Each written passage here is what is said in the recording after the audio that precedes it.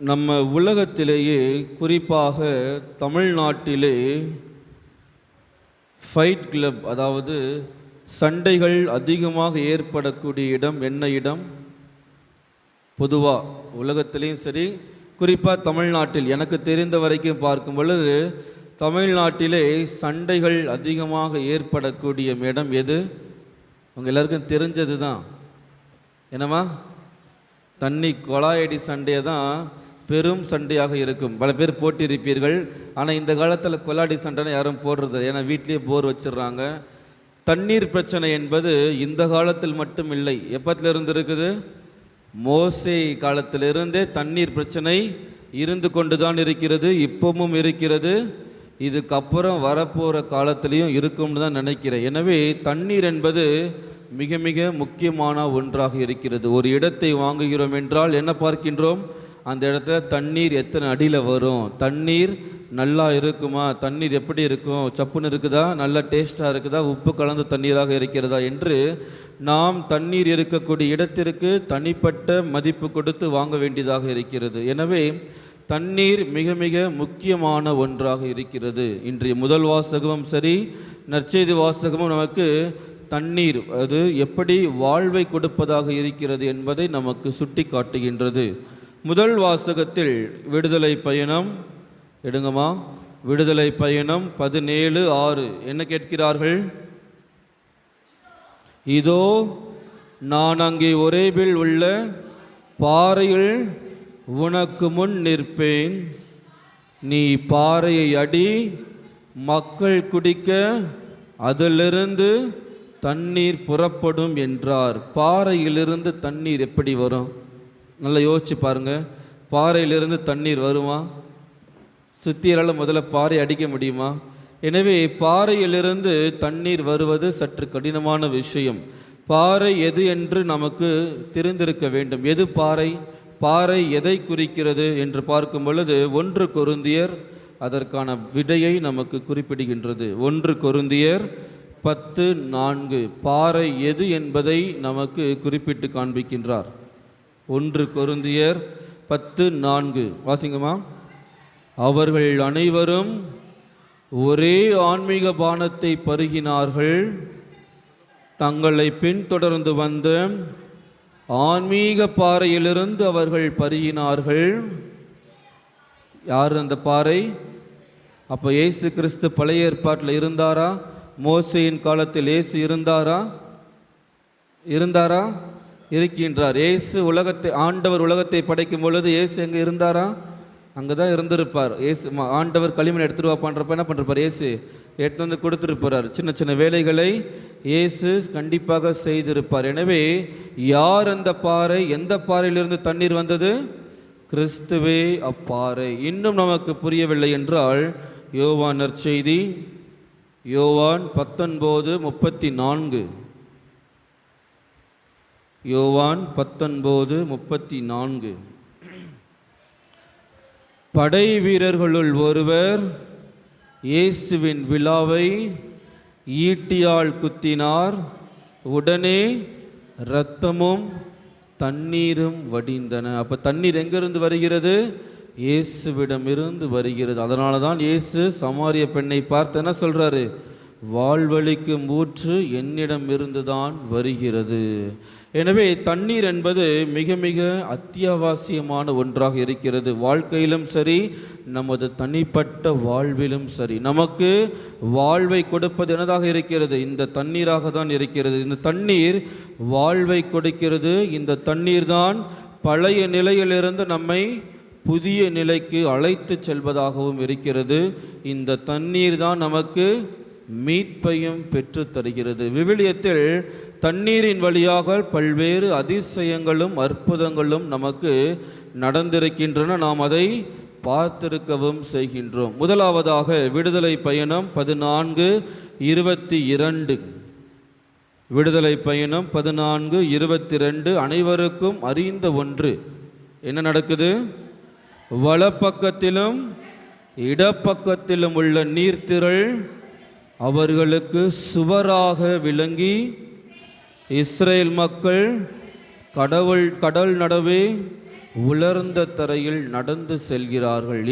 ஆண்டவர் வழியாக செங்கடலை இரண்டாக பிளக்கின்றார். அந்த நீர்த்திரள் எப்படி இருக்கிறது?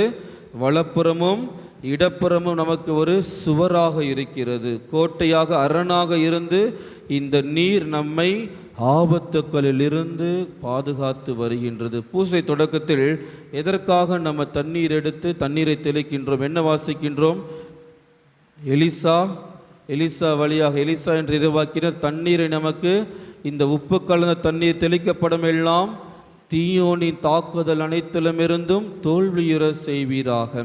இந்த நீர்த்திரள் நமக்கு எப்படி இருக்கிறது? வலப்புறமும் இடதுபுறமும் எப்படிப்பட்டதாக இருக்கிறது? ஒரு சுவராக, ஒரு அரணாக, ஒரு கோட்டையாக இருந்து நம்மை காத்து வருகின்றது இந்த நீர்த்திரள். அதனால தான் நம்ம என்ன பண்ணுறோம்? நம்ம ஃபாதர் கிட்ட போகும் பொழுது, பிளெஸிங் வாங்கும் பொழுது நம்ம என்ன பண்ணுறோம்?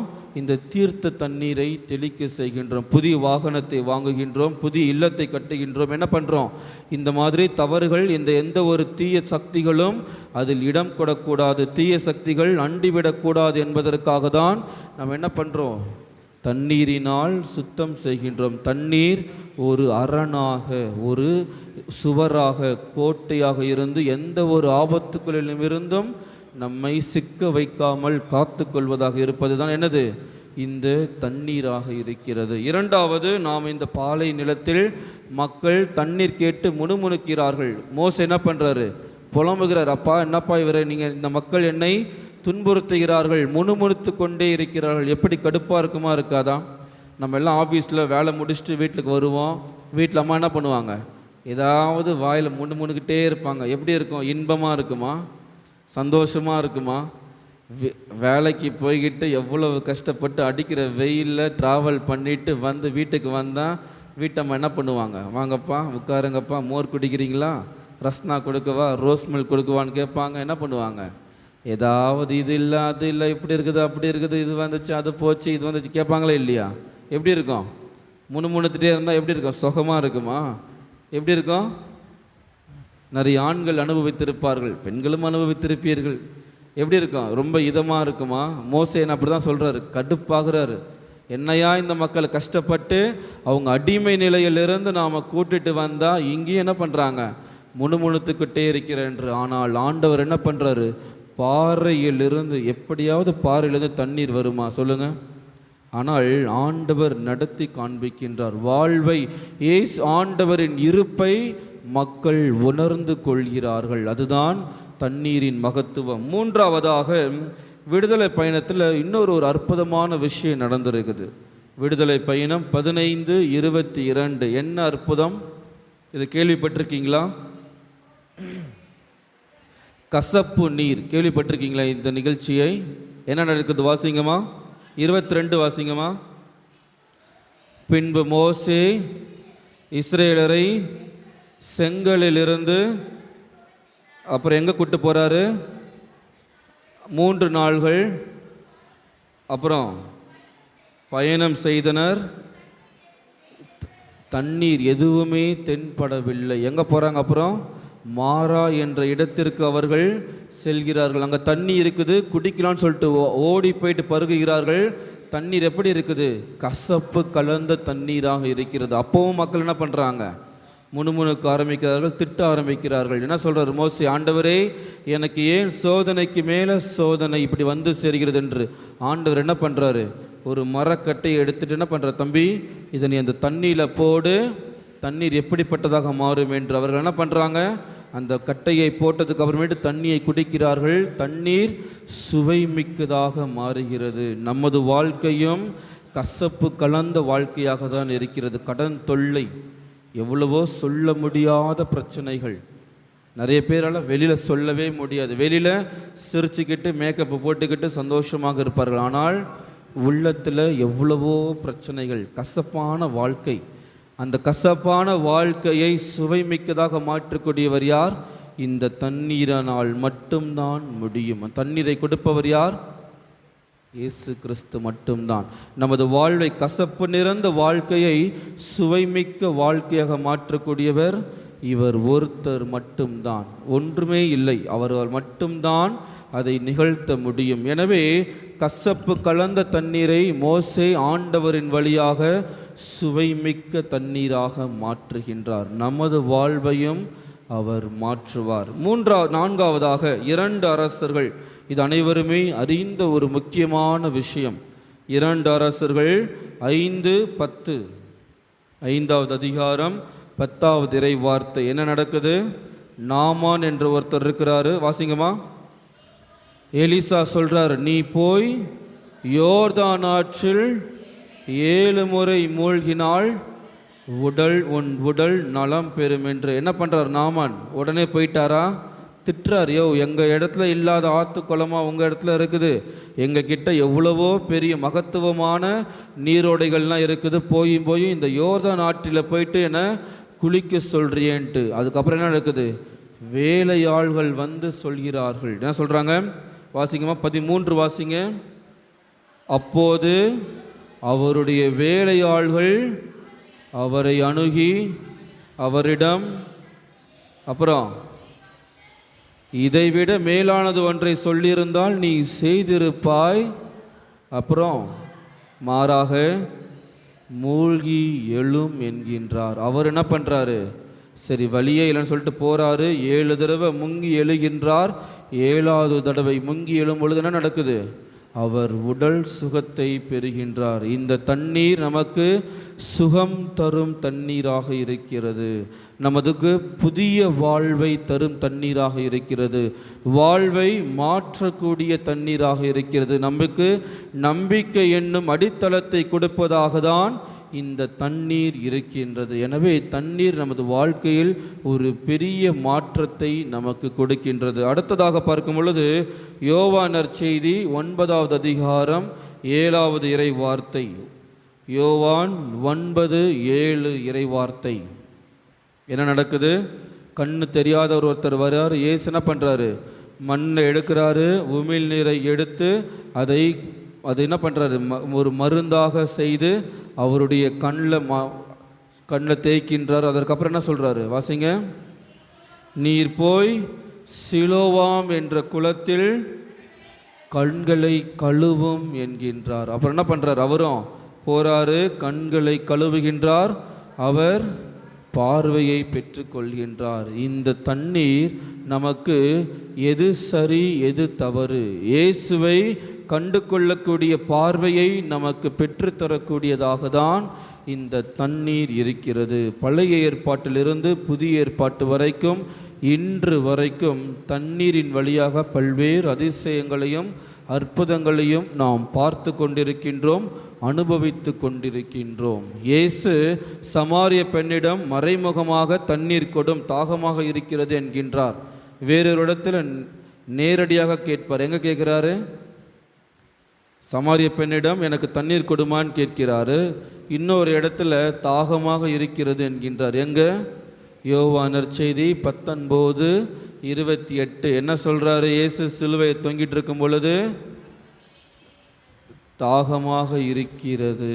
இயேசு தாகமாக இருக்கிறது ஏனென்றால் நாம் மனம் திரும்ப வேண்டும் என்பதை அவர் நினைவில் கொண்டுதான் உங்களுக்காக இயேசு சமாரிய பெண் மனம் திரும்ப வேண்டும் என்று அங்கு தண்ணீர் கேட்கின்றார். சிலுவையில் நாம் அனைவரும் மனம் திரும்ப வேண்டும் என்று தாகமாக இருக்கிறது, என்னிடம் வாருங்கள் என்று அவர் நமக்கு அழைப்பு விடுக்கின்றார். நாமும் சில நேரங்களில் தாகமாக இருக்கிறது என்று நினைத்து கொண்டு எங்கே போகிறோம்? கானல் நீரை பருகி கொண்டிருக்கின்றோம். கானல் நீர்னா என்னது? தண்ணீர் இருக்கிற மாதிரி தெரியும், ஆனால் கிட்ட போனால் தண்ணீர் இருக்காது. நம்ம பல பேர் அந்த கானல் நீரை தான் தேடிக்கொண்டு ஓடிக்கொண்டிருக்கின்றோம். பணம், பதவி, பட்டம் என்று பல்வேறு விஷயங்களுக்கு நாம் என்ன பண்ணுறோம்? தேடி தேடி நம்மளுடைய தாகத்தை தீர்க்காதா என்று அலைந்து கொண்டிருக்கின்றோம். ஆனால் நமது தாகத்தை தீர்க்கக்கூடியது ஒரே ஒருத்தர் தான். யார் அது? இயேசு கிறிஸ்து மட்டும்தான். அவர் ஒருவரால் மட்டும்தான் நமக்கு வாழ்வு என்னும் தாகத்தை தீர்க்கக்கூடியவர். யாரு? இயேசு கிறிஸ்து மட்டுமே. அவர் ஒருத்தரால் மட்டும்தான் நமக்கு வாழ்வளிக்கும் ஊற்றை நமக்கு தர முடியும். ஆகவே நான் தாகமாக இருக்கும் பொழுது பல்வேறு விஷயங்களை நாடி ஓடாமல் இயேசுவை பிடித்து கொள்கின்றேனா? இயேசு மட்டும்தான் எனக்கு வாழ்வளிக்கும் ஊற்றாக இருக்கின்றார். அந்த சமாரிய பெண் முதலில் ஐயா என்கிறார், அடுத்தது இறைவாக்கினர் என்கின்றார், அடுத்தது கிறிஸ்து எனப்படும் மெசியா வருவார் என்கின்றார். அந்த ஊர் மக்கள் நாங்கள் இயேசுவை கண்டு கொண்டோம் என்கிறார்கள். நான் வாழ்வளிக்கும் ஊற்றை இயேசுவை கண்டு கொள்கின்றோமா? இந்த தவக்காலம் நமக்கு அது ஒரு பெரிய விடிவு காலமாக இருக்க வரம் வேண்டி இயேசுவை நாம் கற்றுக்கொள்ள, இயேசுவை நாம் தெரிந்து கொள்ள, அறிந்து கொள்ள, அவரை பருகுவதற்கு இந்த தவக்காலம் நமக்கு ஒரு மாபெரும் காலமாக இருக்கிறது. இயேசுவை நான் அருந்துவதற்கு தயாராக இருக்கிறேனா? சிந்தித்து பார்த்து இத்திருப்பலியில் நாம் பக்தியோடு மன்றாடுவோம்.